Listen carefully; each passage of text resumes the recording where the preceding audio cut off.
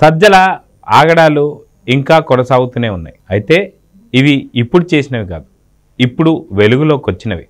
గతంలో 2019 నుంచి 24 దాకా తాను తన కొడుకు చేసినటువంటి ఒక అక్రమాలు ఒక్కొక్కటిగా బయటపడుతున్నాయి.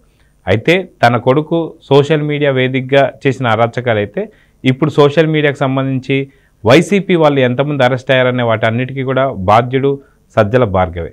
అదేవిధంగా సజ్జల రామకృష్ణారెడ్డి తను చేసినటువంటి ఒక అక్రమాలు అకృత్యాలు ఏంటనేది మనతో పాటు సీనియర్ జర్నలిస్ట్ దుర్గా కుమార్ గారు ఉన్నారు.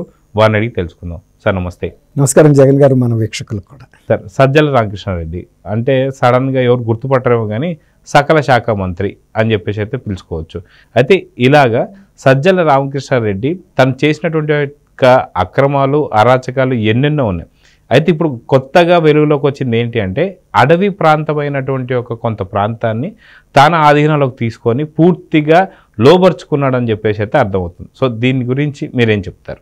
అసలు సజ్జల రామకృష్ణారెడ్డి గారు అనేది ఒక ముఖ్యమంత్రి కన్నా కూడా చాలా ప్రధానమైన క్యారెక్టర్గా ఆంధ్రప్రదేశ్లో 2019 నుంచి 24 వరకు జరిగిందండి. అంటే ఒక సూడో ముఖ్యమంత్రికి, ఒక షాడో ముఖ్యమంత్రి ఆయన. అది జనం అనుకోవటమే కాదు, సకల శాఖ మంత్రి అని. సాక్షాత్తు జగన్మోహన్ రెడ్డి గారు కూడా వాళ్ళ కుటుంబానికి సంబంధించిన కొన్ని కీలకమైన అంశాలని ఈయన్ని పరిష్కరించమని అప్పగిచ్చాడు. అలాంటి వాటిల్లో ఒకటి ఏంటంటే ఒక వివాదాంశం కూడా ఉంది. వివేకానంద రెడ్డి గారి హత్య జరిగిన సమయంలో సజ్జల రామకృష్ణారెడ్డి అక్కడ లేడు, ఆయనకి సంబంధం లేని విషయం. అది వాళ్ళ కుటుంబ సభ్యులు ఫస్ట్ ఇన్ఫర్మేషన్ వచ్చింది కూడా జగన్మోహన్ రెడ్డి గారికి. అసలు జగన్మోహన్ రెడ్డి గారు చెప్పాలి ఆ అంశం మీద ఏదైనా మాట్లాడాలంటే, లేదంటే సునీతారెడ్డి మాట్లాడాలి, అంతే కదా, వాళ్ళు ఆ కుటుంబంలో పెద్దాళ్ళు. లేకపోతే షర్మిల గారు మాట్లాడాలి, ఎందుకంటే చనిపోయే ముందు బాబాయ్తో కొన్ని వ్యక్తిగతమైన అంశాలు కూడా చర్చించింది వివేకానంద రెడ్డి గారు షర్మిలతోనే. ఆ షర్మిల కూడా చెప్పొచ్చు ఎవరు అనుమానితులని. కానీ వీళ్ళెవరు కాకుండా ఆ బాధ్యతని సజ్జల రామకృష్ణారెడ్డి గారు చేస్తాడు అని జగన్మోహన్ రెడ్డి గారు స్వయంగా సునీతారెడ్డి ముందు చెప్పాడు అంటేనే మనం అర్థం చేసుకోవాలి ఆయన పాత్ర ఎంత కీలకమని. అదే టైంలో అసలు యాక్చువల్గా ఆయన బ్యాక్గ్రౌండ్ కూడా కొంచెం మనం తెలుసుకోవాలి. ఆయన 1979లో నాతో పాటు ఆయనతో పాటు ఇంకొక 19 మంది కూడా ఈనాడులో మేము సెలెక్ట్ అయ్యాం. అప్పుడు రిటర్న్ టెస్టులు ఉండేవి, 3 రిటర్న్ టెస్టులు ఉండేది, ఇంటర్వ్యూ ఉండేది. స్వయంగా రామోజీరావు గారు ఆ ఇంటర్వ్యూని బోర్డు కండక్ట్ చేసేది. అప్పుడు మాత్రం సెలెక్ట్ అయ్యేవాళ్ళు. మేము కూడా అలాగే సెలెక్ట్ అయ్యి ఒక 6 నెలల పాటు ఈనాడు సోమాజిగూడలో టెర్రాస్ పైన ఒక రూమ్లో మేమంతా ఒకేసారి ట్రైనింగ్ కూడా అయ్యాం. మేము ఈనాడులో పనిచేసాము. ఆ తర్వాత 84లో నేను ఉదయంలో చేరాను, ఆయన కూడా ఉదయంలో చేరాడు, అక్కడ చేరాడు. తర్వాత ఆయన భూమిలో కూడా చేరాడు. ఆ తర్వాత రాజశేఖర్ రెడ్డి గారు సాక్షి పత్రిక పెడుతున్న టైంలో ఈయన ఎడిటోరియల్ బోర్డు డైరెక్టర్గా సాక్షిలోకి వెళ్ళాడు. ఒక ప్రధాన భూమిక పోషిస్తూ జగన్మోహన్ రెడ్డి గారికి అత్యంత సన్నిహితంగా మెలిగాడు ఆ సాక్షి పేపర్ ఏర్పాటులోను, సాక్షి టీవీ ఏర్పాటులోను. ఆ తర్వాత ఆయన వ్యక్తిగతంగా సింహాద్రిపురానికి చెందిన మండలానికి చెందిన వ్యక్తి, ఏదో దూర బంధుత్వం కూడా ఉంది. దాని మూలన జగన్మోహన్ రెడ్డి గారికి రాజశేఖర రెడ్డి గారికి సన్నిహితమయ్యాడు. జగన్మోహన్ రెడ్డి గారు పార్టీ పెట్టిన తర్వాత మరింత ఇదయ్యి దాంట్లో ఒక ప్రధాన కార్యదర్శి పోస్ట్ అంటే కీలకమైన పోస్టులోకి వెళ్ళాడు. ఆ తర్వాత ప్రధాన సలహాదారుగా కూడా నియమితులయ్యాడు. ఇప్పుడు చాలామంది ఈయన గురించి ఏమనుకుంటారంటే ఈయన ఏదైనా IAS IPS ఆఫీసరో అలాంటిది అనుకుంటారు. అలాంటిది ఏం లేదు అక్కడ. కేవలం ఒక పాత్రికేయ వృత్తిలో ఇప్పుడు నేను ఎలా ప్రారంభించానో అదే స్థాయిలో ఆ రోజు 350 రూపాయలు మాకు స్టైఫండ్ ట్రైనింగ్ టైంలో. ఆ తర్వాత 600 630 మమ్మల్ని శాలరీలో పెట్టారు. 80లో 1 year ట్రైనింగ్ పీరియడ్ ఉండేది. అట్లా అనమాట. ఆయన్ని డెస్క్లో పెట్టారు. ఆయన ఎందుకంటే ఫీల్డ్కి వెళ్ళి చేసేటంత ఆరోగ్యం కానీ అంత స్పీడ్ కానీ ఆయనకి లేదు అనే ఉద్దేశం మీద ఆయనకి డెస్క్ ఇచ్చారు. అదే ఫీల్డ్లో చేయగలిగిన వాళ్ళకి ఫీల్డ్ ఇచ్చారు రిపోర్టర్స్గా. కాబట్టి చాలామంది ఏమనుకుంటున్నారంటే ఈయన ఏదో రిటైర్డ్ IAS ఢిల్లీలో ఎక్కడన్నా పనిచేసి ఇక్కడికి వచ్చాడేమో అనుకుంటున్నారు. అంతకుముందు ఆయన ఏ రాజకీయ పార్టీలో సలహాదారుగా కానీ లేకపోతే ఏ రాజకీయ పార్టీలో ఏర్పాటులో కీలక భూమిక పోషించిన వ్యక్తి కాదు. కేవలం జగన్మోహన్ రెడ్డి గారికే ప్రత్యామ్నాయం లేక ఆయన్ని పెట్టుకున్నాడు. ఇవాళ కూడా మధ్యలో కూడా ఆయన మీద వివాదం వచ్చింది. పార్టీ ఓడిపోయినప్పుడు కూడా ఆయనంతటా ఆయనే అజ్ఞాతంలో కూడా వెళ్ళిపోయాడు. తర్వాత వాళ్ళ అబ్బాయి గురించి చెప్పారు. వాళ్ళ అబ్బాయి కూడా ఎప్పుడైతే ఈయనకి ఇక్కడ ప్రభుత్వంలో పట్టు దొరికిందో ఆ పట్టు దొరికిన సమయంలో మొదట విజయసాయిరెడ్డికి ఈయనకి నువ్వా నేనా సెకండ్ అనే పోటీ జరిగింది ఇద్దరి మధ్యలో. జగన్మోహన్ రెడ్డి గారి తర్వాత ప్రాధాన్యత ఎవరికి ఉంది? విజయసాయిరెడ్డికి ఉందా, సజ్జల రామకృష్ణారెడ్డికి ఉందా?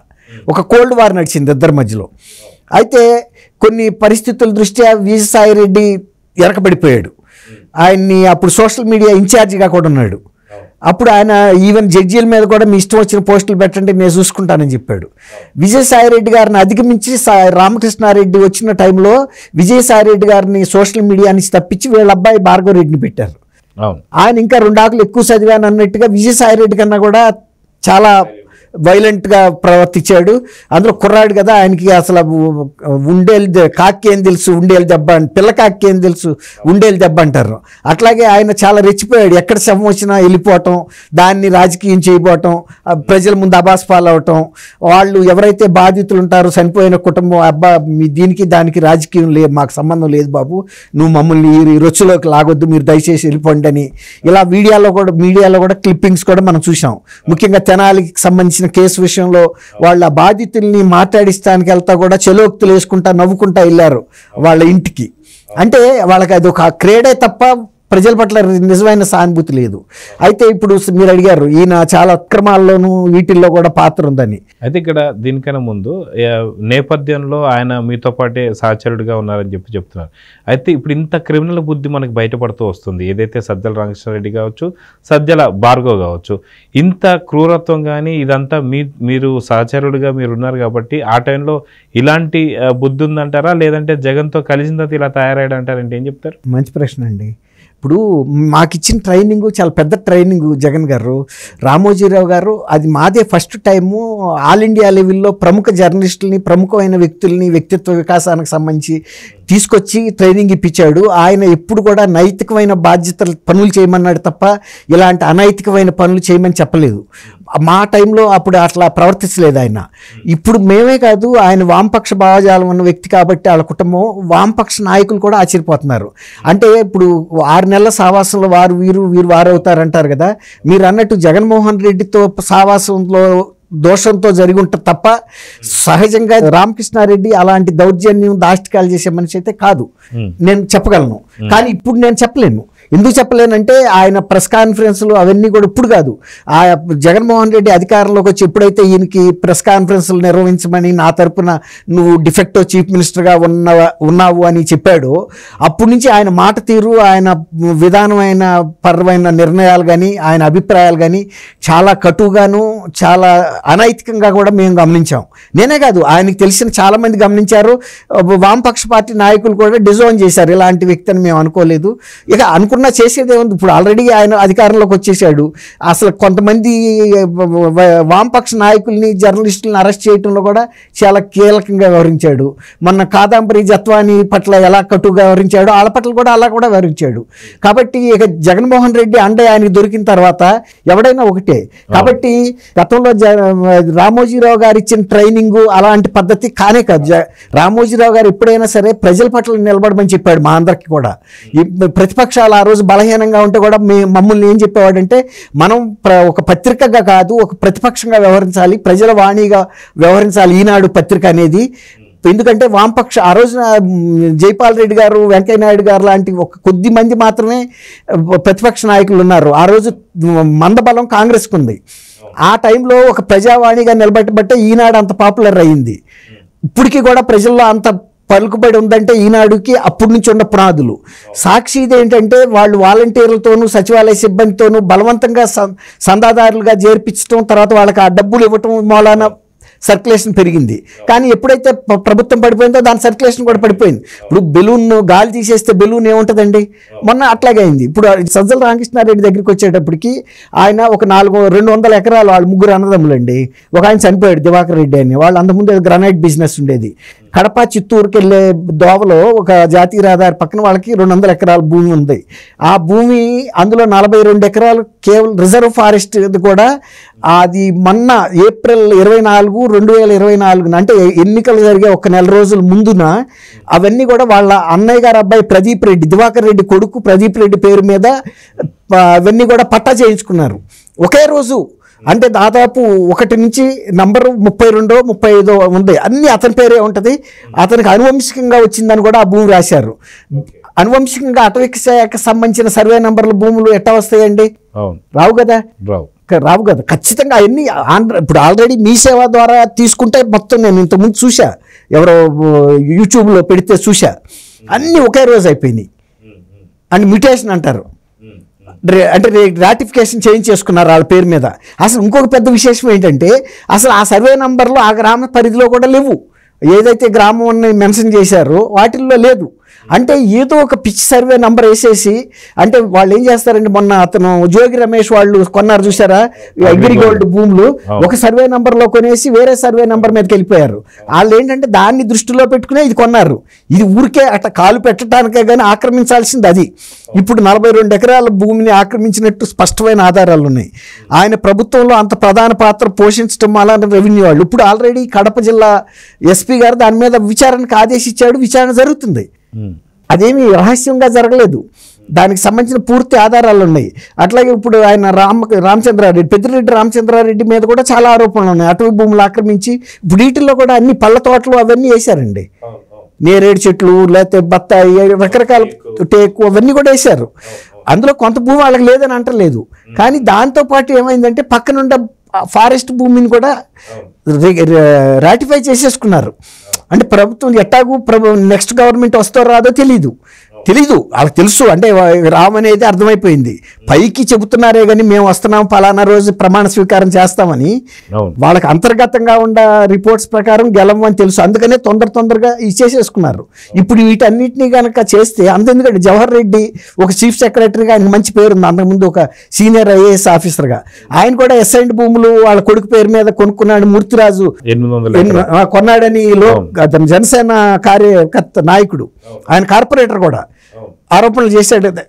ఏమవుతుందంటే జగన్మోహన్ రెడ్డి ఆఫీస్లో కూర్చుని అందరూ ఇలాంటి అక్రమాల గురించి మాట్లాడుకుని, భూమి గురించి, ఆక్రమణ గురించి మాట్లాడుకున్నప్పుడు మంచి వాళ్ళకి కూడా ఆ టెంప్టేషన్ వస్తుందండి.